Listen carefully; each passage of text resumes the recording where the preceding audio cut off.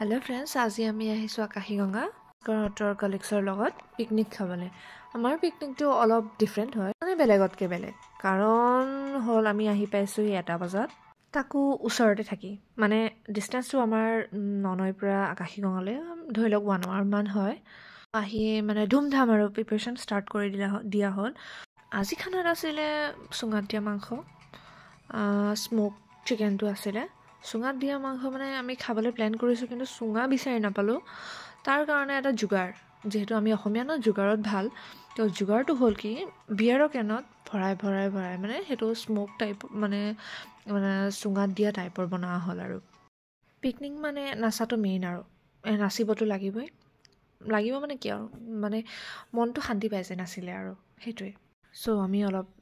নাচি ললো তেনেকৈ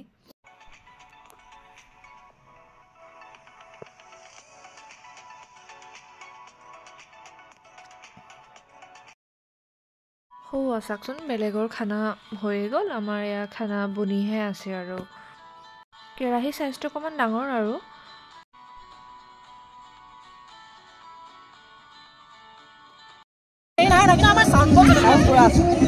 সাউন্ড পুৰা দেখি তোৰ চেহাৰা